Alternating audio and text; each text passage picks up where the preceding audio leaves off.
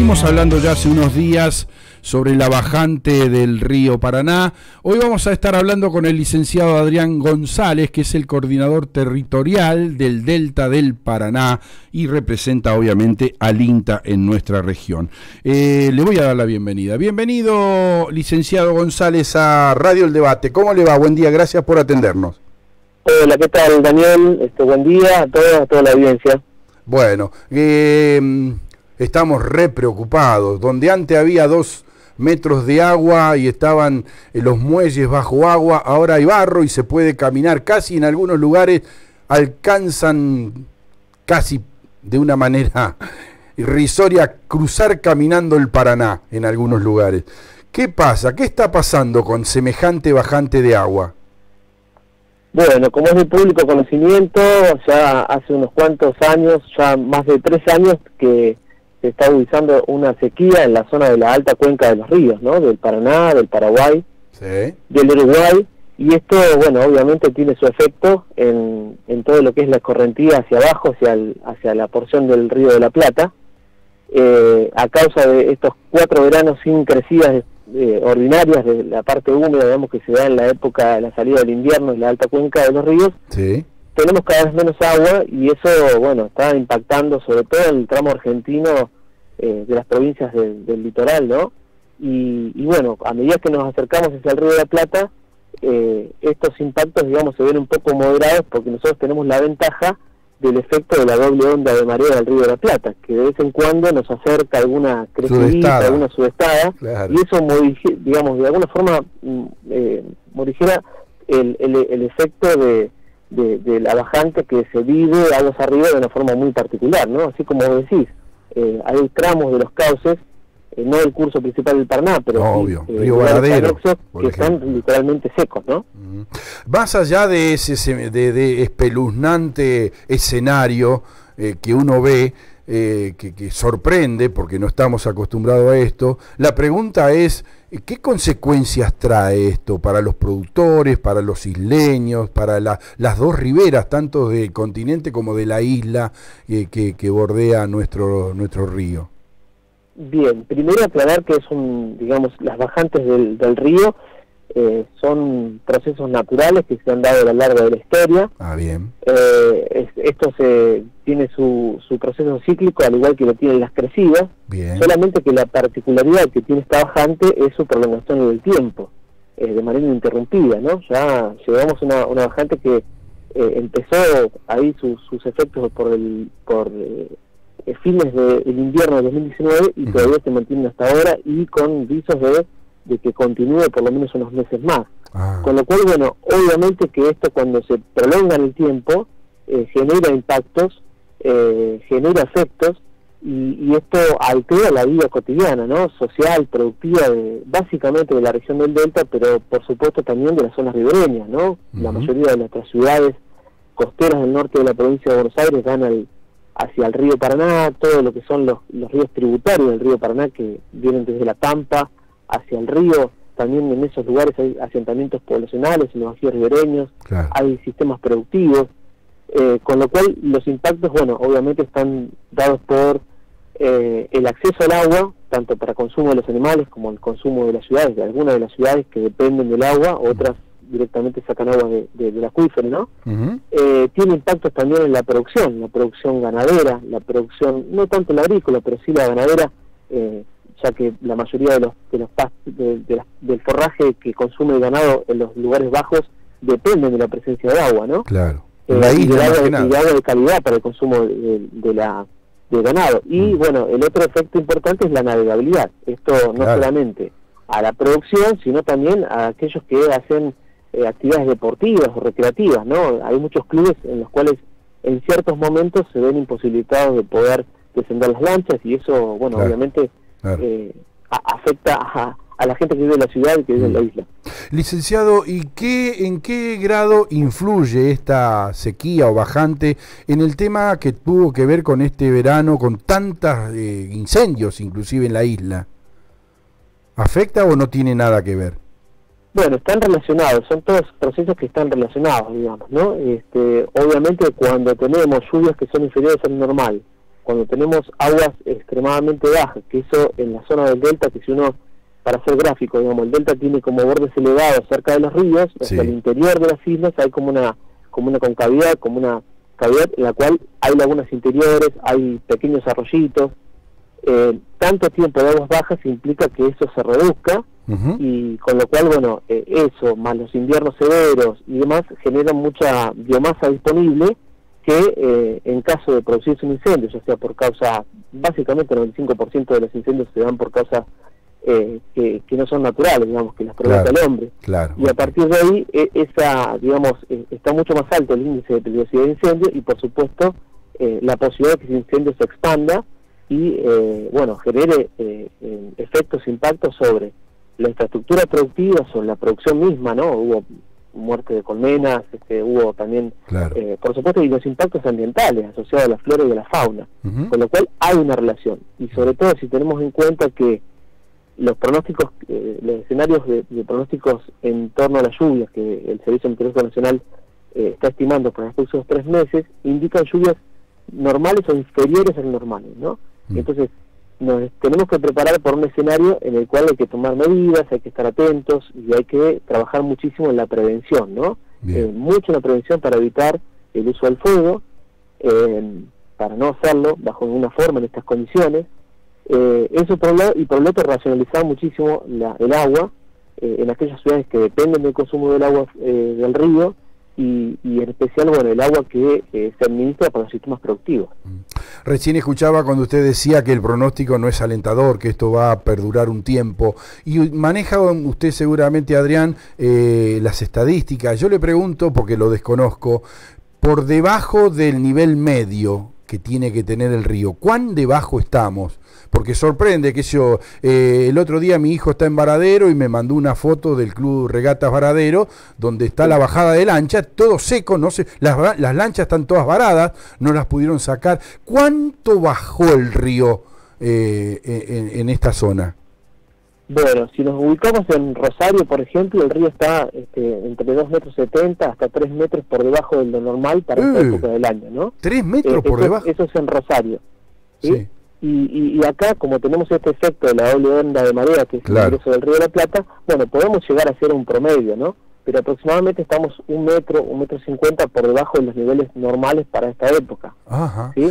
Insisto, son cosas que a lo largo de la historia, del seguimiento del régimen de los ríos ocurre, solamente que, claro, esto está ocurriendo de una manera sostenida, muy prolongada, y lo que más preocupa es que, digamos, por más que se revierta, aparezcan de vuelta las lluvias en el ámbito local y a la alta cuenca, va a tardar un tiempo largo en estabilizarse esos valores, o al menos aproximarnos a valores normales. Quizás podamos salir de este límite de aguas bajas, ¿no? Que son esa referencia en las cuales nos dicen nosotros, bueno, por debajo de este valor estamos en complicación, ¿no? En complicación en términos de movilidad, del transporte de madera, del transporte de ganado, de las embarcaciones varadas en muchos cursos de agua, ¿no? En el interior de las islas o canales.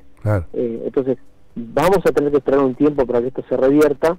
Y bueno, y eso va a depender de las lluvias, ¿no? No solamente las locales, sino lo que ocurre en la alta cuenca, que es la que más nos interesa. En el imaginario popular, cuando hay una gran inundación, se suele decir, abrió la compuerta Brasil y nos inundó. ¿Cuánto dependemos de que haya lluvia también en Brasil para que lleguen a los niveles que son normales en nuestra zona de los ríos? Dependemos de todo eso. Es decir, hace falta que se recuperen los niveles normales de lluvia, especialmente en la época estival, que es cuando se producen, y es la que le da caudal a los ríos durante el resto del año, digamos, ¿no? Y se producen esas crecidas que son normales, que el río tiene un momento de bajante, que es en invierno, y un momento de crecida, que es a partir de verano, fin de verano, ¿no? Y eso le da las lluvias que se originan naturalmente en la alta cuenca. Ahora, ¿qué pasa? Hace 4 años que no llueve muy por debajo del normal en la zona de la alta cuenca, básicamente de Brasil y Paraguay. Eso indica que los niveles de la napa freática estén muy por debajo, es decir, hay que recargar los perfiles del suelo, tienen que volver a llenarse los reservorios, que son las represas. Hay una zona de la alta cuenca que está regulada. ¿Qué quiere decir que está regulada? Bueno, que hay represas que de alguna forma contienen el agua para generar energía. y la van liberando en función de una decisión, digamos, armoniosa, porque lo que la gente tiene que entender que las represas cumplen un rol muy importante en la regulación, son más positivas que negativas, es decir, hay un acuerdo entre los países incluso para acordar el momento en el cual se abren las compuertas o se administra el régimen de descarga de las aguas para asegurar ciertas condiciones de navegabilidad, pero también para asegurar la generación óptima de energía, ¿no? Y que eso no impacte hacia abajo, lo que es Itaipú, lo que es Yacyretá. Entonces, ¿cuánto dependemos de que se recuperemos los niveles? Bueno, obviamente de la lluvia, especialmente en la alta cuenca. ¿Por qué? Porque si se dan lluvias en el ámbito local, eso va a significar que toda esa lluvia rápidamente vaya al río, ¿sí? Pero va a ser muy poco el caudal, es decir, el agua va a pasar, va a levantar un poquito el nivel y no va a persistir en esos niveles, va a bajar rápidamente, porque lo que otorga los niveles normales es el alto caudal que aporta los ríos en la alta cuenca. Siempre que hay una sudestada, hacemos cruces porque padecen el litoral, los que viven cerca de los ríos, y ahora nos juega una buena pasada que haya una sudestada, entiendo. Los niveles históricos, o sea, cuando usted se remite, debe tener las estadísticas, a la sequía o la bajante histórica más mínima que tuvimos. ¿A cuánto estamos de eso? Y si podríamos llegar a que esto se profundice más y que el río baje más aún. Bueno, quien realiza el análisis de los escenarios y quien nos mantiene informados de cómo evolucionan los ríos, cómo pueden evolucionar, es el Instituto Nacional del Agua, ¿no? Con quienes obviamente nos informamos y trabajamos en conjunto. En este caso el INTA y el INA tenemos un convenio específico para alimentar un sistema de alerta temprano que está dirigido a productores y pobladores de la zona del delta, ¿no? Básicamente el delta exterior. Bien. Y ahí lo que el INA está estimando, hay un escenario que es el más, por ahí, el que más se reconoce como posible, que es llegar a alcanzar las alturas bajas que se registraron en el año 1944. 1944. Sí, en la cual, por ejemplo, para que tengan una idea, en Santa Fe, el puerto de Santa Fe estuvo casi 1,20 m por debajo del cero, ¿no? Sí. Ese es el escenario que se está manejando, y que esto tiende a agudizarse, si nada se revierte, hacia fines de agosto, principios de septiembre, ¿sí? Insisto que la situación va a ser más complicada si uno se aleja del Río de la Plata, es decir, cuanto más arriba nos vayamos, los niveles se mantienen mucho más estables, porque tienen menos efecto de las crecidas del Río de la Plata. Y entonces estamos cerca de ese récord histórico del 44, o estamos lejos. Hoy todavía estamos lejos, pero puede ser un escenario posible en los próximos meses. ¿A cuánto estamos lejos de ese? ¿Lo tiene a mano o no? No, ahora está Santa Fe está oscilando cerca de los 0 metros. Un metro y medio arriba. Rosario hoy también está oscilando cerca de los 0 metros, ha tenido un registro mínimo de 0,17 metros la semana pasada. Bien. Es decir, todavía no estamos en la máxima complicación, pero bueno, ahora empiezan los días más largos, empiezan, digamos, la época en la cual empezaría, digamos, por el cambio de estación a registrarse algunas lluvias locales, y eso puede ser que, bueno, de alguna forma regule esta perspectiva, digamos, más pesimista que la de llegar a esos niveles del año 1944. Licenciado González, muy amplio su informe. ¿Algo que quiera agregar que yo no le haya preguntado? No, que es importante que toda la gente entienda que para informarse hay que recurrir a las fuentes oficiales, al Servicio Meteorológico Nacional, el Instituto Nacional del Agua, que está frecuentemente compartiendo los informes para que la población esté al tanto de lo que está ocurriendo, que si bien estos son procesos naturales que se dan de bajantes y decrecientes, lo que tenemos que hacer es no solamente estar bien informados, sino que tomar algunas decisiones, básicamente la recomendación de optimizar el uso del agua, de evitar tantos visitantes, turistas o incluso algunos productores que tiendan por alguna práctica prender fuego, no lo hagan. Estamos en una situación muy favorable y es importante que se tome conciencia sobre eso, ¿no? Realmente fue muy amplio, muy generoso su tiempo para con la radio. Permítame ahora una licencia personal. Seguramente usted lo puede haber llegado a conocer o no. Tengo un gran amigo en el INTA. Bueno, ya es un viejito retirado, el ingeniero Adolfo Paganini. No sé si lo conoció. Pero claro que sí, y le mando un saludo si algún momento nos escucha. Adolfo Paganini lo conozco de hace mucho tiempo, de cuando tenía 14 años, porque fue profesor mío en la Escuela Agropecuaria del Tatú. Ah, estuvo por el Tatú. La Escuela Agraria número 1. Sí. Así que desde ese momento lo conozco y después tuvimos la suerte de compartir durante mucho tiempo el trabajo en INTA, ¿no? Si bien estamos en dos experimentales distintas, porque él estaba en San Pedro, hace poco se jubiló. Sí, claro. Así que, bueno, tenemos un amigo en común y Sí. una gran persona, un gran profesional que respeto y admiro mucho. Sí, yo también. Mire, le voy a contar una anécdota que la he contado ya en la radio. Hicimos una muy linda nota de despedida cuando se retiró.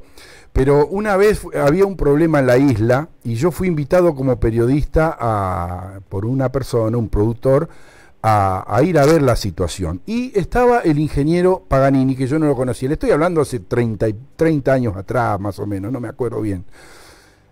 ¿Sabe que cuando llegamos al lugar era no era un terreno liso ni sembrado, Claro. había todo tipo de yuyos, qué sé yo, alimaña, qué sé yo. Bueno, la cuestión que el director del INTA, el jefe del INTA, se tiró de pecho al suelo, Sí. como un chico, a mirar el rastrojo, lo que había ahí. Y yo lo vi amar eso que hacía de una manera increíble hasta que detectó cuál era el problema en la tierra. Yo me traje una señal, digo, un funcionario de este nivel, amando lo que hace de tal magnitud. Y siempre lo digo porque a mí me hizo amar el INTA Paganini. Mira vos. Qué linda, quería recordarle esto porque yo sé que usted es amigo de él y son esos tipos que más allá del compromiso al trabajo que hicieron le ponen amor, le ponen pasión. Y a mí me parece que usted también hoy habló con pasión del tema que lo convoqué, por eso le agradezco de todo corazón que nos haya atendido y bueno, seguramente no será la última vez que lo llamemos. Bueno, gracias Daniel, cualquier cosa a disposición y bueno, nada, de vuelta, estamos en contacto. Que tenga muy buen día, ¿eh? Igualmente, chao, chao. Así dialogábamos entonces con el licenciado Adrián González, que es el coordinador territorial del Delta del Paraná para el INTA en nuestra zona.